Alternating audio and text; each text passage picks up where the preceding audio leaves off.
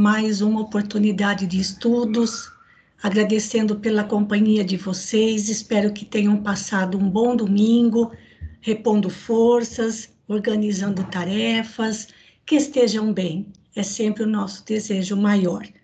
Hoje é o nosso 32º encontro e nós estamos no segundo estudo da parábola dos trabalhadores da última hora.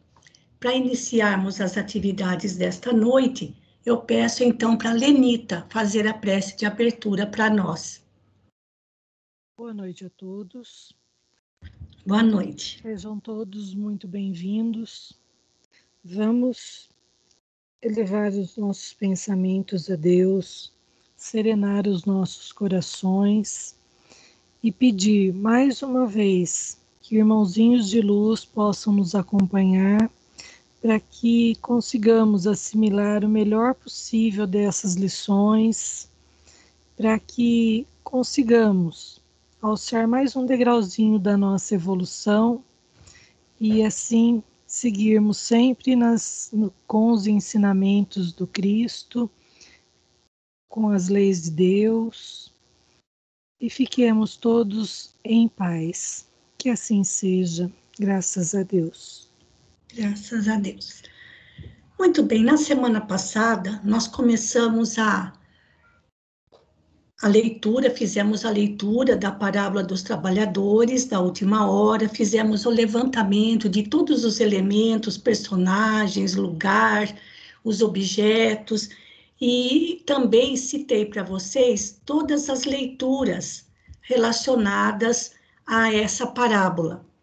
Pois bem, gente, antes de nós buscarmos o significado espiritual dos seus elementos, dos lugares, nós temos no Evangelho segundo o Espiritismo, no capítulo 20, instruções valiosas para ajudar a gente a compreender essa parábola um pouco mais além, ou melhor, um pouco mais acima do seu significado ao pé da letra. Porque a parábola dos trabalhadores da última hora, ela está relacionada a um ciclo evolutivo do nosso planeta. E esse é o ponto principal do seu entendimento. E também, junto a esse ciclo evolutivo, que envolve tarefas para todos, nós também temos a questão da justiça e da bondade divina. Então, tudo que nós pudermos ler primeiro, antes de fazer o levantamento do significado espiritual de cada elemento, vai ser importante para nós. Por isso, nesta noite, nós vamos pegar o Evangelho segundo o Espiritismo, onde tem 4 instruções a respeito do significado dessa parábola. Então, nós vamos ter a oportunidade de ler, de conhecer o que os espíritos superiores dizem a respeito dessa parábola. E depois,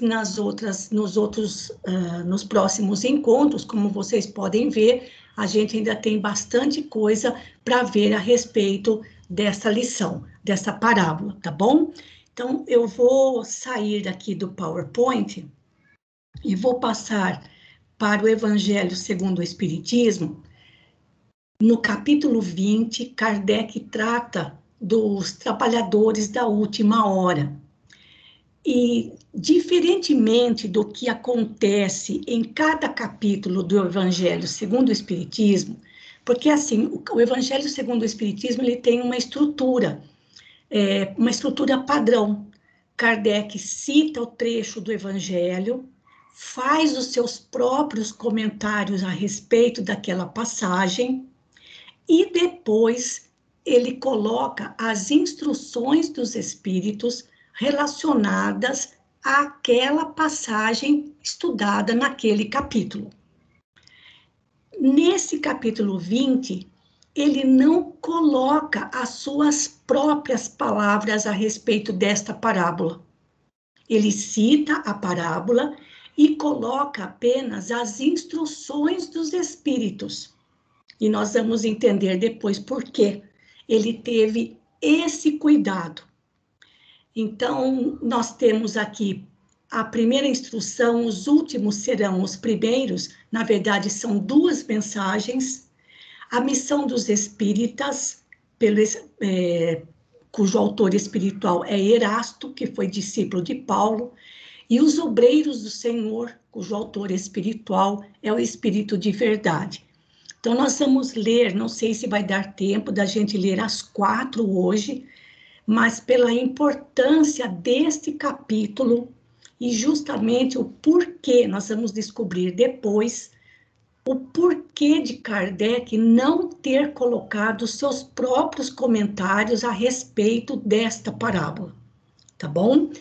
Então, aqui ele começa falando, então Kardec cita a parábola, que nós já lemos a semana passada, não há necessidade de fazer a leitura novamente, e aí ele já coloca as instruções dos espíritos, tá bom? Então, são 4, e eu já deixei no roteiro quem vai ler cada uma, para que depois a gente possa fazer ali alguns comentários com a participação de todos. Então, a primeira leitura é da Celina, do item 2. Já apareceu aí, Celina? Sim, sim. Os últimos serão os primeiros. O obreiro da última hora tem direito ao salário, mas é preciso que a sua boa vontade o haja conservado à disposição daquele que o tinha de empregar, e que o seu retardamento não seja fruto da preguiça ou da má vontade. Tem ele direito ao salário porque desde a alvorada esperava com impaciência aquele que por fim o chamaria para o trabalho. Laborioso, apenas lhe faltava o labor. Porém, se houvesse necessidade ao trabalho, se houvesse negado ao trabalho a qualquer hora do dia, se houvesse dito, tenhamos paciência, o repouso me é agradável, quando soar a última hora é que será tempo de pensar no salário do dia. Que necessidade tenho de me incomodar com um patrão a quem não conheço e não estimo? Quanto mais tarde, melhor. Esse tal, meus amigos, não teria tido o salário do obreiro, mas o da preguiça.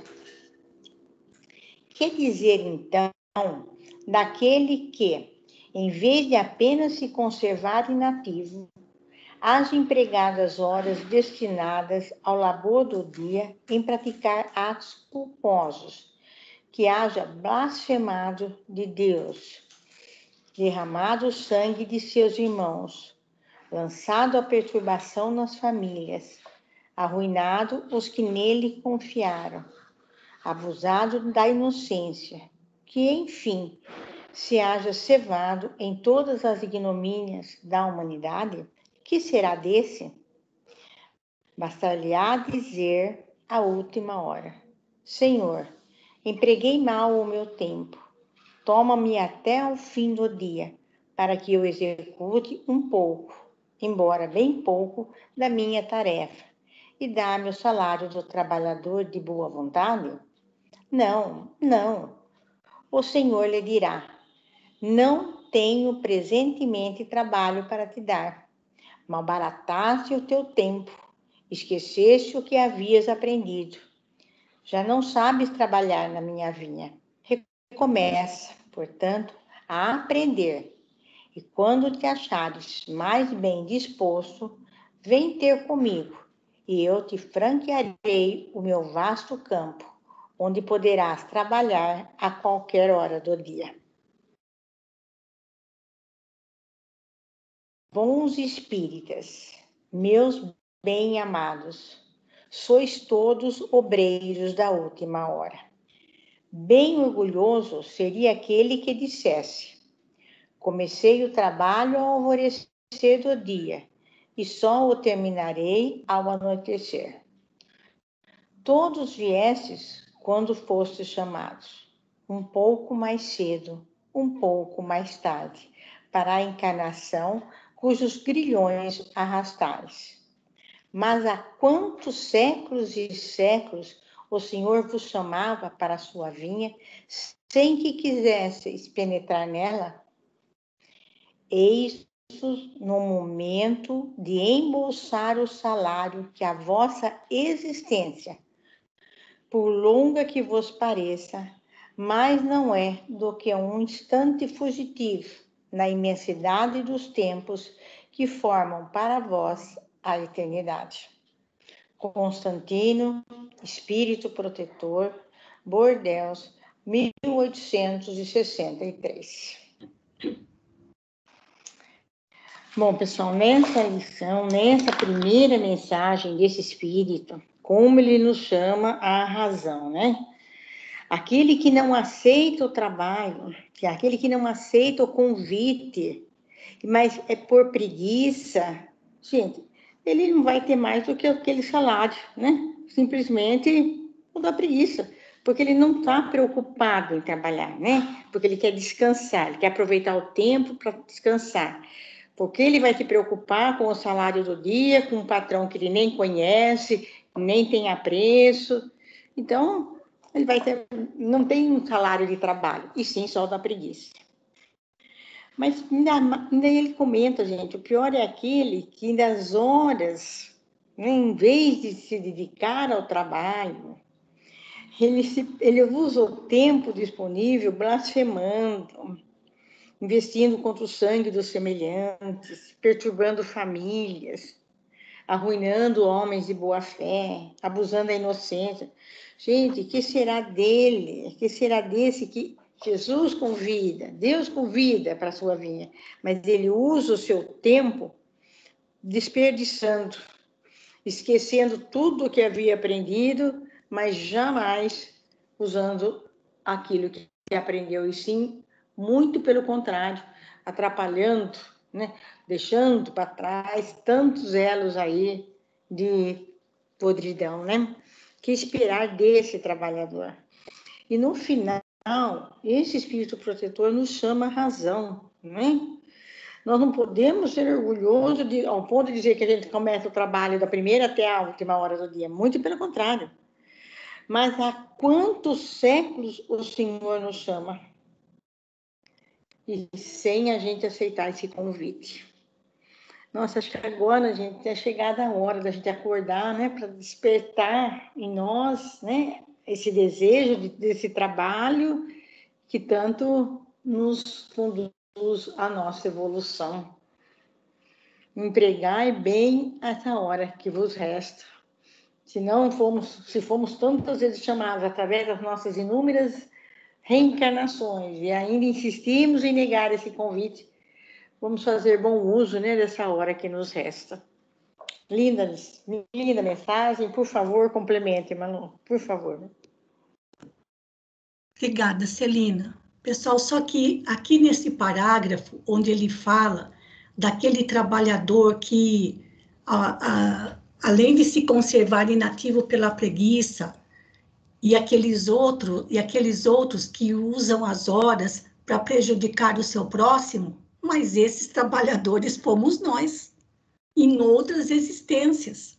Ele está falando da gente, ele está falando de nós, em outras existências. Fizemos tudo isso, ou até pior. Ele não está se referindo a outras pessoas, ele está se referindo a nós, que usamos mal o nosso tempo, as nossas encarnações anteriores. É de nós que esse espírito está falando, é da gente. Então, quando ele finalmente chega no último parágrafo, aí é que nós precisamos prestar atenção. Bons espíritas, meus bem-amados, sois todos obreiros da última hora.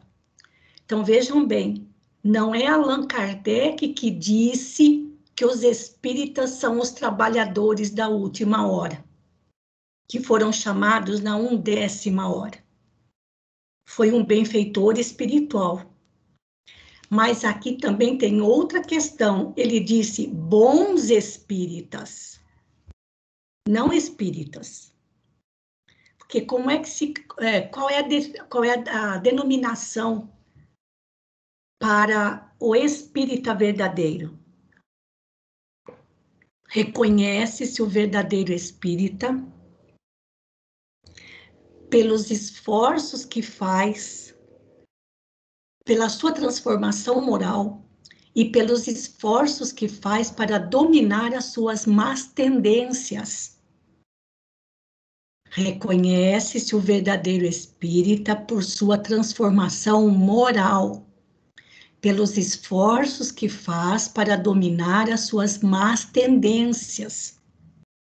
O espírita verdadeiro não é classificado pelo número de livros que ele lê, pelo número de palestras que ele assiste, pelo número de vezes que ele vai à casa espírita, por quantas vezes ele toma passe. O verdadeiro espírita não é classificado pelo número de palestras que ele profere, pelos livros que ele escreve, pela quantidade de mensagens que ele dá, pela quantidade de passes que ele dá, pelo cargo que ele ocupa na casa espírita ou numa instituição. Nada disso. O verdadeiro espírita é reconhecido por sua transformação moral. Ou seja, é um trabalho íntimo. E, além disso, como diz Kardec, no próprio Evangelho segundo o Espiritismo, no capítulo em que ele trata dos sede perfeitos, ele diz que o verdadeiro espírita e o verdadeiro cristão, o verdadeiro homem de bem, são a mesma pessoa. Então, nós não podemos nos sentir orgulhosos pelo fato deste benfeitor espiritual estar dizendo que os bons espíritas são obreiros da última hora. Precisamos tomar muito cuidado com isso. Porque a denominação de espírita verdadeiro é dada por Kardec no próprio Evangelho segundo o Espiritismo. E o que diz o Espírito de verdade para o espírita, para os espíritas: amai-vos e instruí-vos. É isso que nós necessitamos. Então, se a gente se enquadra nesse critério, nós somos esses trabalhadores que foram chamados no final de um ciclo evolutivo do planeta Terra para ajudar e não para atrapalhar, porque atrapalhar nós já atrapalhamos demais em outras encarnações, que é o que ele cita no parágrafo anterior, nesse parágrafo grandão aqui, olha. Nós fizemos tudo isso e muito mais. Mas agora, se conhecemos, se recebemos nesta existência a bênção do Espiritismo na nossa vida, é porque nós fomos convidados a trabalhar. Mas como ele diz aqui, há quantos séculos Jesus nos convidava? Então, precisamos ser criteriosos nisso, gente, e deixar bem claro. Imagina se Kardec tivesse falado em alto e bom som nos seus livros: espíritas, vocês são os trabalhadores da última hora e têm direito a receber o salário da plenitude espiritual. Não foi Kardec que disse isso. Por isso, neste capítulo, ele não escreveu nada a respeito. Apenas citou as palavras dos benfeitores espirituais a respeito desta parábola e deste momento evolutivo pelo qual estamos passando. Porque nós estamos no final de um ciclo. É disto que essa parábola também fala. Tá bom, gente? Então, sejamos criteriosos e cuidadosos, até mesmo na denominação de espíritas, porque, infelizmente, vocês me desculpem, às vezes as pessoas leem meia dúzia de romance e diz que já é espírita, mas nunca leu uma obra de Allan Kardec. Então, isso é complicado. Eu, inclusive, há um benfeitor espiritual, Viana de Carvalho, que ele costuma dizer que o movimento espírita vai de vento em popa, crescendo cada vez mais, mas em compensação, a doutrina espírita está cada vez mais esquecida. Então, o critério que nós temos para a definição do verdadeiro espírita está relacionado com a nossa reforma íntima, com base no Evangelho. Aí sim, este verdadeiro espírita e o verdadeiro cristão, o verdadeiro homem de bem, são a mesma pessoa.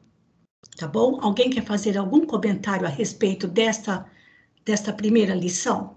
Dessa primeira instrução? Alguma coisa mais, Celina? Tudo tranquilo, gente? É bastante...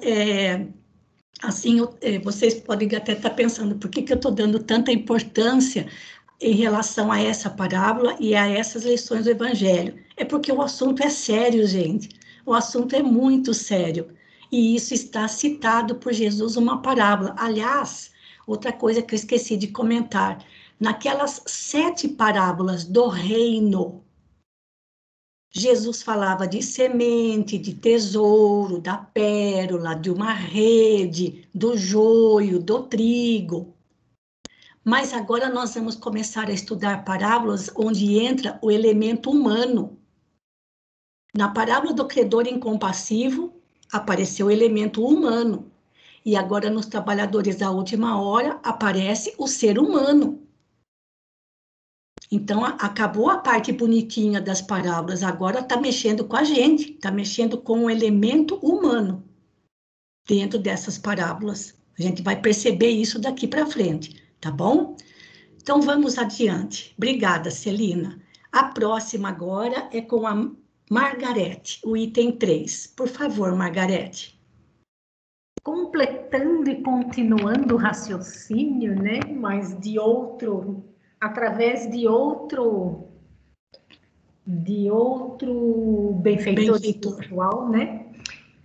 Jesus gostava da simplicidade dos símbolos e na sua linguagem máscula, os obreiros que chegaram na primeira hora são os profetas, Moisés e todos os iniciadores que marcaram as etapas do progresso, as quais continuaram a ser assinaladas através dos séculos pelos apóstolos, pelos mártires, pelos pais da igreja, pelos sábios, pelos filósofos e, finalmente, pelos espíritas.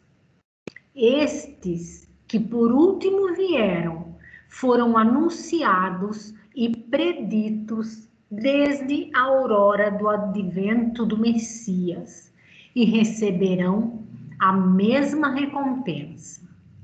Que digo? Recompensa maior? Não, recompensa maior.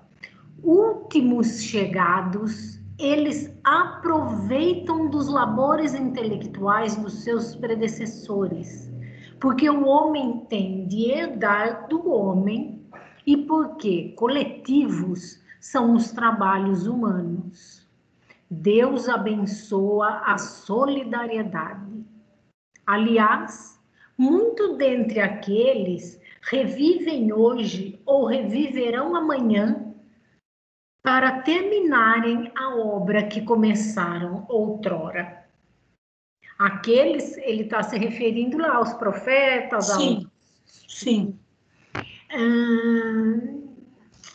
Aqui, mais de um patriarca. Mais de um patriarca, mais de um profeta, mais de um discípulo do Cristo, mais de um propagador da fé cristã se encontram no meio deles, porém, mais esclarecidos, mais adiantados, trabalhando, não já na base, e sim na cumeira do edifício.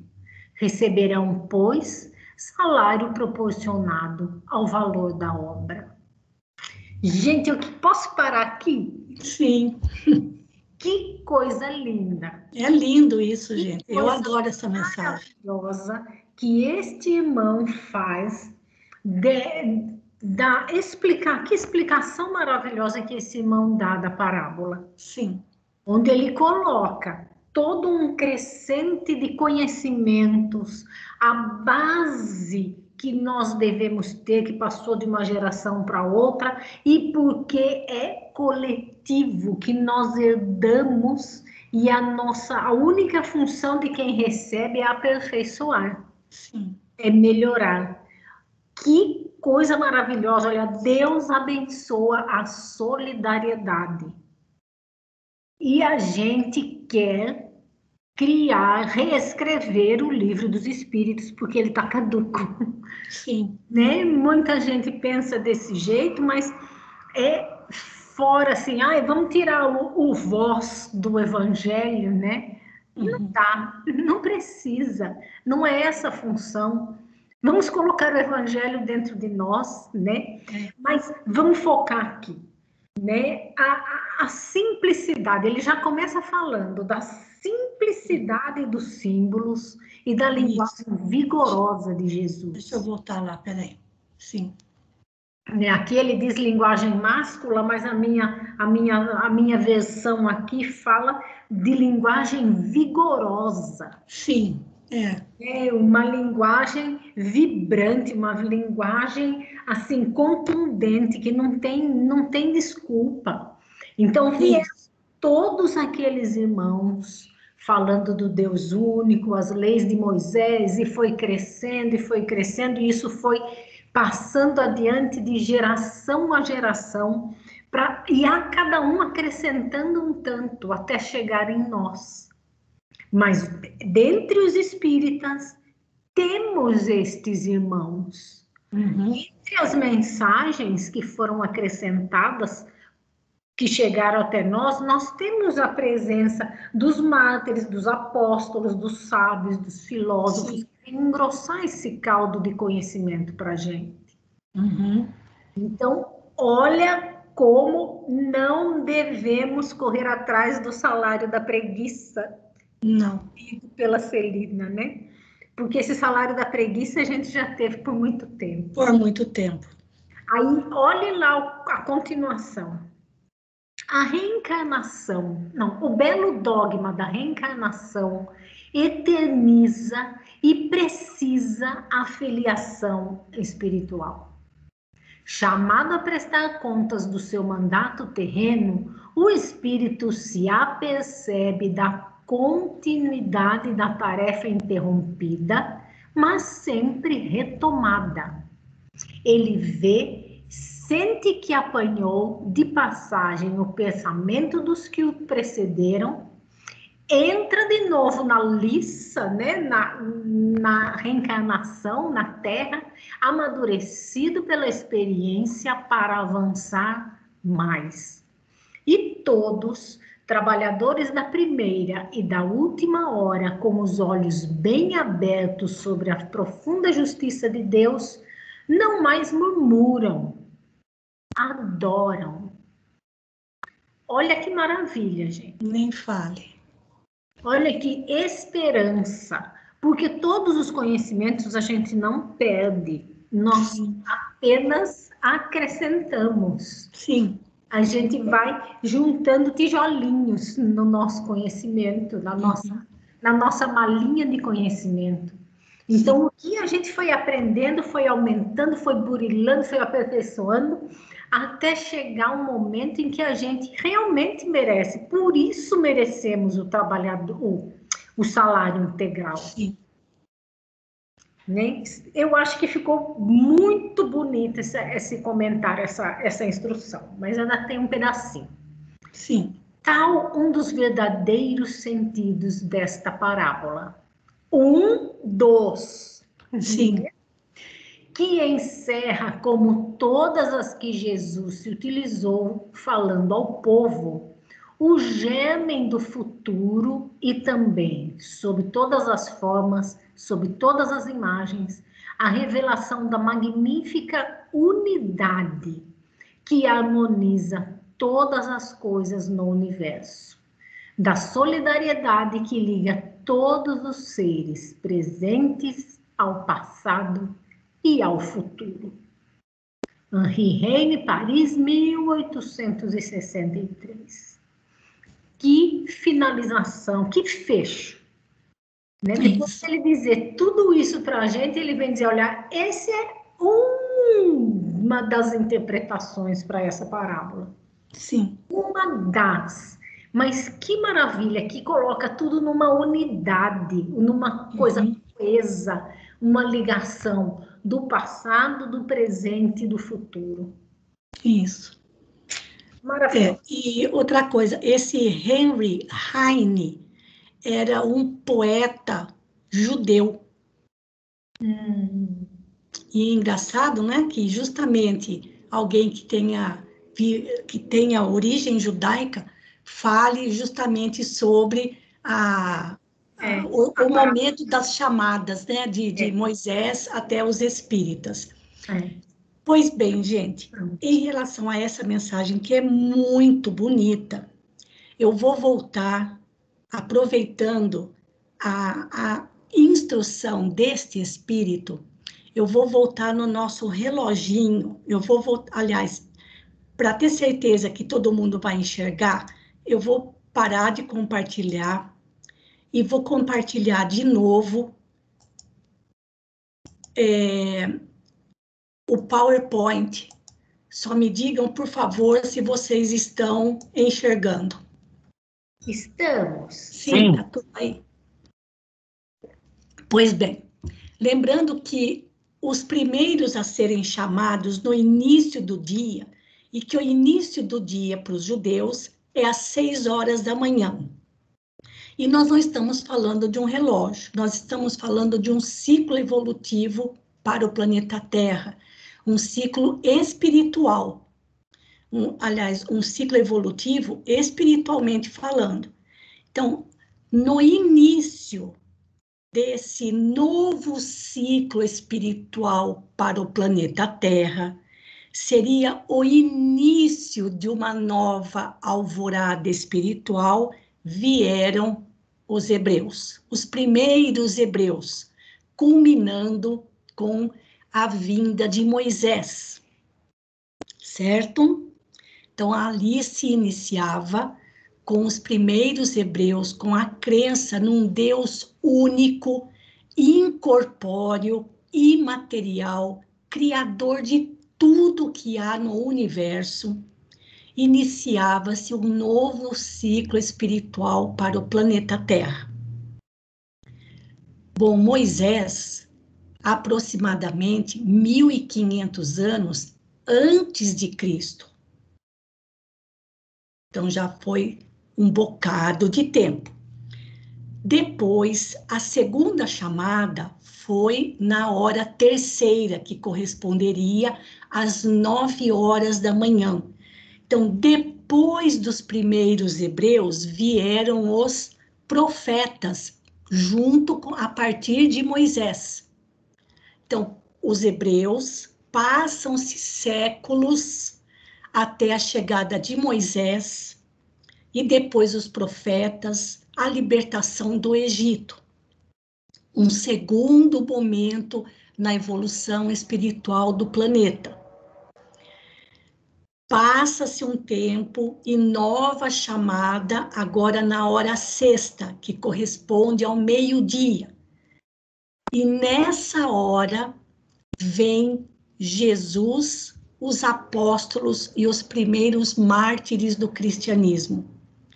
Vejam que Jesus vem ao planeta de Moisés a Jesus 1500 anos. Então, a hora do meio-dia é a hora que o sol está mais a pino, mais acima da gente. E no nosso jeito de viver, seria a hora da alimentação principal para nós. Então, neste momento evolutivo do planeta, vem Jesus com os apóstolos e os primeiros mártires do cristianismo nascente. Então, desde a hora primeira, no início da alvorada espiritual para o planeta Terra com os hebreus, até a vinda de Jesus, aproximadamente uns 2000 anos, segundo Bezerra de Menezes. Porque Bezerra de Menezes, num livro chamado Em Nome do Amor, ele diz que Jesus planejou a sua vinda ao planeta 2000 anos antes da sua vinda. Portanto, desde a primeira chegada, da chegada dos primeiros hebreus, que eram aquele grupo de milhões de espíritos que tinham a ideia mais avançada do Deus único, até a chegada de Jesus ao planeta, até o seu nascimento, aproximadamente 2000 anos. Então, nós estamos falando de ciclos espirituais, um ciclo espiritual para o planeta. Ainda teve uma quarta chamada, às 15h, que é a hora nona, que é a hora em que surgem os pais da igreja, os sábios, os filósofos, os primeiros estudiosos da mensagem de Jesus. A formação da igreja, com grandes pensadores a respeito da mensagem do Evangelho. E aí nós temos mais um tanto de tempo que corresponde aproximadamente a mais de 1000 anos. E, por fim, a última chamada, quase finalizando esse ciclo espiritual, vem aqueles que eles chamam de bons espíritas, conforme Constantino, na mensagem que a Celina leu. E também Henry Heine diz na mensagem que a Margarete leu. Mas compreendendo bem que os bons espíritas, o verdadeiro homem de bem e o cristão verdadeiro são a mesma pessoa, porque vivenciam em plenitude os ensinamentos de Jesus, o seu evangelho, e trabalham definitivamente na vinha do Senhor para o bem de todos. Agora, percebam bem, gente, foi a última chamada. Então, de Jesus até agora, já se passaram mais 2000 anos. Então, nós estamos fechando um ciclo evolutivo no planeta e não tem mais chamamentos. Então, ou nós aproveitamos, independentemente da nossa crença religiosa, mas que vivenciemos o Evangelho em nós, com o próximo. Porque nós ainda não comentamos, mas vamos comentar, por que Jesus falou, vem trabalhar na minha vinha? Por que ele não falou no meu olival, na minha plantação de oliveiras, na minha plantação de figueiras, na minha plantação de trigo? Não, ele usou a vinha, o vinhedo. Então, nós, na própria parábola, não tem mais chamamentos. Este último trechinho, porque vejam, falta só um tiquinho de tempo, vamos dizer assim, para fechar esse ciclo espiritual do planeta para o mundo de espíritos regenerados. Então, não vai ter mais outros chamamentos. É claro que entre os primeiros hebreus, muitos reencarnaram como... Eu vou voltar aqui para trás, gente, só um pouquinho. Muitos dos primeiros hebreus reencarnaram depois como profetas. Muitos dos profetas reencarnaram novamente como apóstolos ou os primeiros mártires do cristianismo. Muitos desses mártires tornaram a reencarnar como sábios filósofos estudiosos do Evangelho.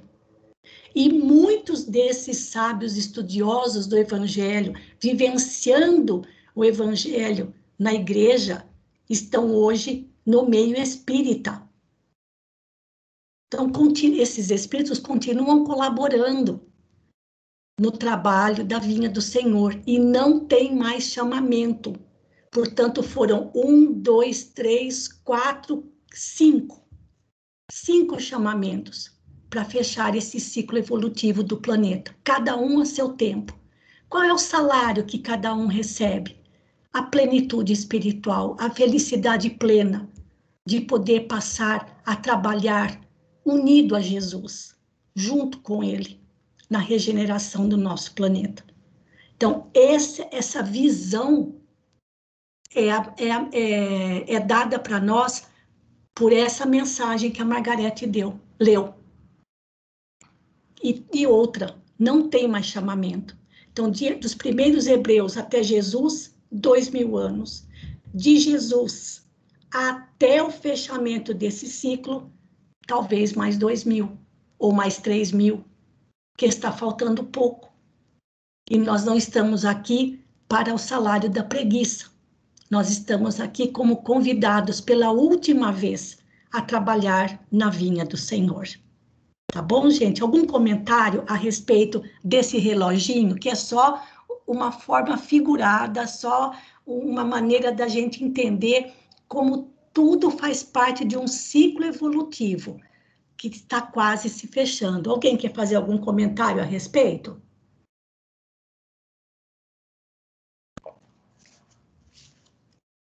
Tranquilo? Podemos passar, então, para a próxima leitura. A próxima leitura agora é a missão dos espíritas, que é uma mensagem um pouquinho mais curtinha, talvez não dê tempo da Vilmara ler a última, não tem importância, fica para a próxima semana. A leitura é da Jo Roque, e essa missão dos espíritas, o autor espiritual é Erasto, que foi discípulo de Paulo. Pode começar, Jo. Missão dos espíritas. Não escutais já o ruído da tempestade que há de arrebatar o velho mundo e abismar do nada o conjunto das iniquidades terrenas? Ah, bendizei o Senhor, vós que haveis posto a vossa fé na sua soberana justiça, e que novos apóstolos da crença revelada pelas proféticas vozes superiores, e despregar o novo dogma da reencarnação e da elevação dos espíritos, conforme tenham cumprido bem ou mal suas missões e suportando suas provas terrestres. Não, abaixa um pouquinho, Marisa. Não mais vos assustei, as línguas de fogo estão sobre as vossas cabeças. Ó verdadeiros adeptos do Espiritismo, sois os escolhidos de Deus. Ide e pregai a palavra divina. É chegada a hora em que deveis sacrificar à sua propagação os vossos hábitos, os vossos trabalhos, as vossas ocupações fúteis. Ide e pregai. Convosco estão os espíritos elevados. Certamente falareis a criaturas que não quererão escutar a voz de Deus, porque essa voz as exorta incessantemente à abnegação. Pregareis o desinteresse aos avaros, a abstinência aos dissolutos, a mansidão aos tiranos domésticos, como aos déspotas. Palavras perdidas, eu sei, mas não importa. Faze-se mister, regueis com os vossos suores o terreno onde tendes de semear, porquanto ele não frutificará e não produzirá, senão sobre os reiterados golpes da enxada e da charrua evangélicas. Ide e pregai. Ó todos vós, homens de boa fé, conscientes da vossa inferioridade em face dos mundos disseminados pelo infinito. Lançai-vos em cruzada contra a injustiça e a iniquidade. Ide e proscrevei esse culto do bezerro de ouro, que cada dia mais se alastra. Ide. Deus vos guia. Homens simples e ignorantes, vossas línguas se soltarão e falareis como nenhum orador fala. Ide e pregai. que as populações atentas recolherão ditosas as vossas palavras de consolação, de fraternidade, de esperança e de paz. Que importam as emboscadas que vos armem pelo caminho? Somente lobos caem em armadilhas para lobos, porquanto o pastor saberá defender suas ovelhas das fogueiras imoladoras. Ide, homens, que grandes diante de Deus, mais ditosos do que Tomé, credes sem fazerdes questão de ver e aceitais os fatos da mediunidade, mesmo quando não tenhais conseguido obtê-los por vós mesmos. Ide, o Espírito de Deus vos conduz. Marcha, pois, avante, falange imponente, pela tua fé. Diante de ti, os grandes batalhões dos incrédulos se dissiparão, como a bruma da manhã, os primeiros raios do sol nascente. A fé é a virtude que desloca montanhas, disse Jesus. Todavia, mais pesados do que as maiores montanhas, jazem depositados nos corações dos homens a impureza e todos os vícios que derivam da impureza. Parti, então, cheios de coragem, para removerdes essa montanha de iniquidades, que as futuras gerações só deverão conhecer como lenda, do mesmo modo que vós, que só muito imperfeitamente conheceis os tempos que antecederam a civilização pagã. Sim, em todos os pontos do globo vão produzir-se as subversões morais e filosóficas. Aproxima-se a hora em que a luz divina se espargirá sobre os dois mundos. E depois, e levai a palavra divina aos grandes que a desprezarão, aos eruditos que exigirão provas, aos pequenos e simples que a aceitarão. Porque, principalmente entre os mártires do trabalho, desta provação terrena, encontrareis fervor e fé. Ide, estes receberão com hinos de gratidão e louvores a Deus a santa consolação que lhes levareis, e baixarão a fronte, rendendo-lhe graças pelas aflições que a terra lhes destina. Arme-se a vossa falange de decisão e coragem. Mãos à obra, o arado está pronto, a terra espera, arai. Ide e agradecei a Deus a gloriosa tarefa que ele vos confiou. Mas, atenção, entre os chamados para o Espiritismo, muitos se transviaram. Reparai, pois, vosso caminho e segui a verdade. Pergunta: se entre os chamados para o Espiritismo muitos se transviaram, quais os sinais pelos quais reconheceremos os que se acham no bom caminho? A resposta: reconhecê-los-ei pelos princípios da verdadeira caridade que eles ensinarão e praticarão. Reconhecê-los-ei pelo número de aflitos a que levem consolo. Reconhecê-los-ei pelo seu amor ao próximo, pela sua abnegação, pelo seu desinteresse pessoal. Reconhecê-los-ei, finalmente, pelo triunfo de seus princípios, porque Deus quer o triunfo de sua lei. Os que seguem sua lei, esses são os escolhidos. E ele lhes dará a vitória. Mas ele destruirá aqueles que falseiam o espírito dessa lei e fazem dela degrau para contentar sua vaidade e sua ambição. Erasto, Anjo da Guarda do Médium, Paris, 1863. Isso. Bom, falar o quê, né? Olha só a missão dos espíritas que Erasto nos fala, né? Primeiramente, quando ele diz assim, que nós, como novos apóstolos, devemos levar qual a crença? Da reencarnação, e da elevação dos espíritos segundo o bem ou mal, ou seja, a causa e efeito, né? Uhum. Essas seriam as nossas máximas, né? As máximas do Espiritismo. Porém, né? Quando ele fala, não nos amedronteis, e quando ele fala sobre a língua de fogo, nos remete àquela passagem do Evangelho, né? Que os apóstolos estavam fechados no lugar lá. É a mediunidade, né? O dia de Pentecostes. Né? E a gente já estudou sobre isso, né? Então, quando Uhum. ele diz que as línguas de fogo estão sobre as nossas cabeças, né? Ele diz respeito à mediunidade. E ele diz que é chegada a hora, né?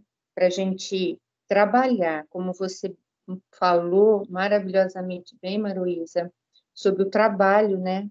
Sobre a missão de quem é espírita, o bom espírita, e aquele Sim. que simplesmente lê um livro, ou, né? E aí Uhum. a gente fica pensando, né? Quando ele diz aqui, ó, peraí que eu vou ver aqui.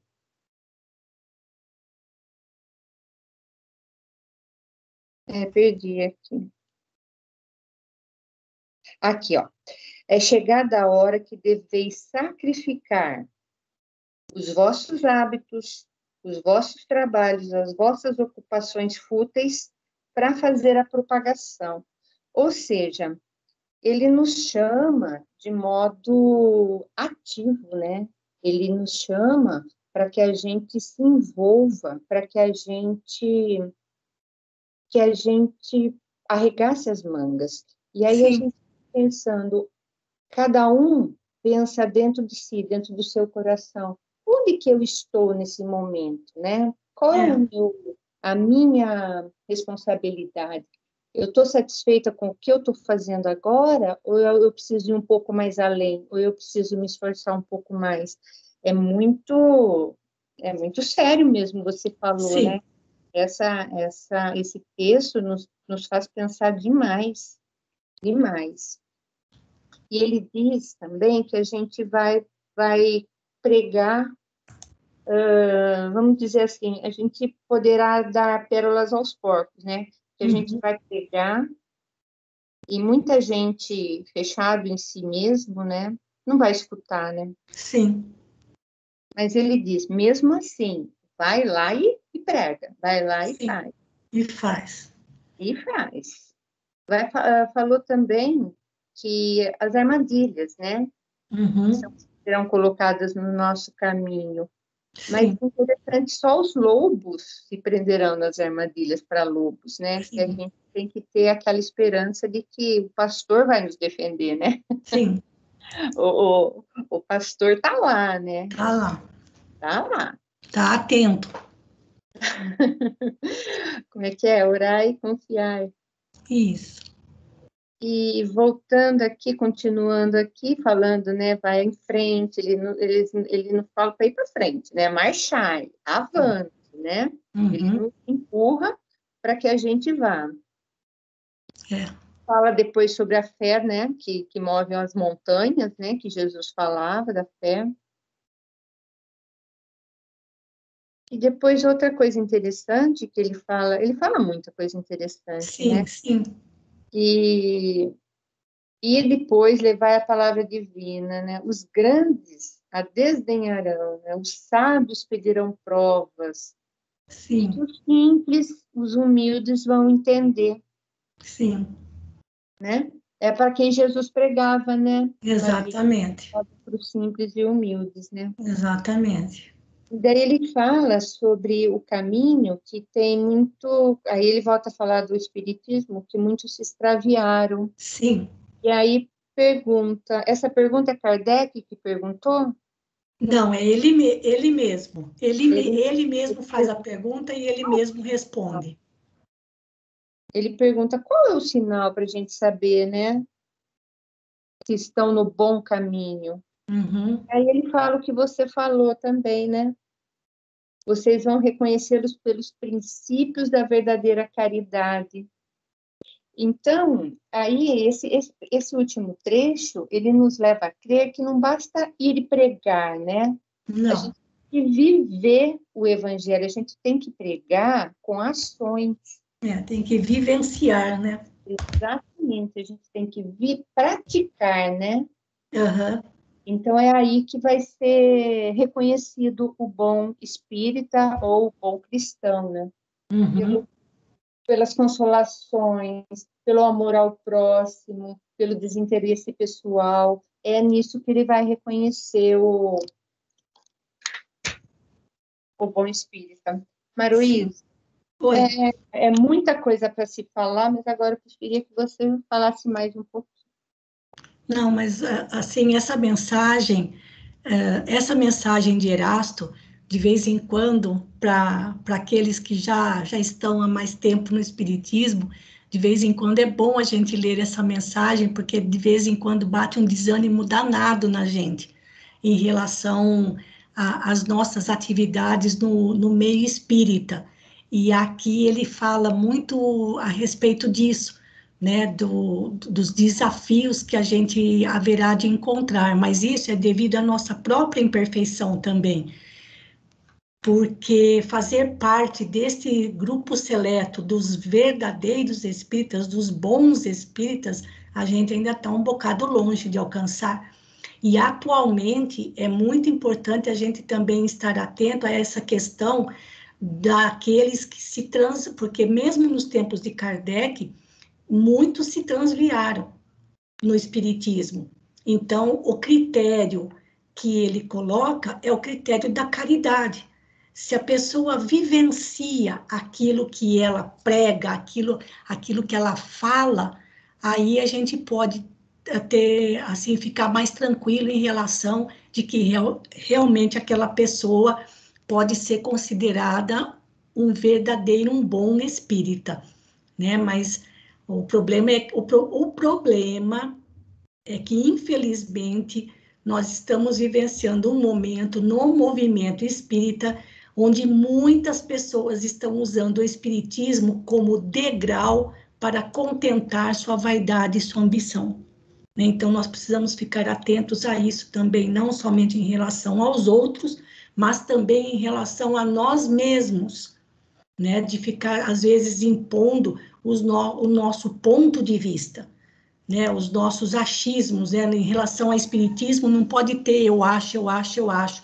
A gente tem que ver o que realmente os espíritos superiores disseram a Kardec e Kardec trouxe para nós, tá bom? Então, falta uma lição, os obreiros do Senhor, que daí a Vilmara faz a leitura no próximo domingo, tá bom? E aí a gente vai passando para outras leituras mais que tem pela frente, tá bom? Eu vou voltar para o Skype, então, saindo do compartilhamento, e para finalizar as nossas atividades desta noite, eu peço, então, para a Celina fazer a nossa prece de encerramento. Por favor, Celina. Queridos irmãos, vamos agradecer a Deus essa oportunidade única de uma reflexão tão profunda quanto essa. Não tem mais chamamento. Mestre, ajude-nos a aproveitar esta oportunidade, vivenciando o Evangelho com amor ao próximo, na prática da caridade. Agradeço aos grandes amigos que nos acompanharam, dos dois lados da vida, todos aqueles que puderam usufruir desses grandes ensinamentos. Obrigado, Mestre, por esta oportunidade. Dai-nos força, coragem para vivenciarmos o seu Evangelho. Assim seja, Mestre Jesus, agradecemos de coração. Graças a Deus. Então, mais uma vez, queridos amigos, agradecendo pela companhia de vocês, pela paciência em nos ouvir, e desejo a todos uma ótima noite, um bom descanso, uma excelente semana, e até amanhã, se Deus quiser. Um grande abraço a todos, fiquem com Deus.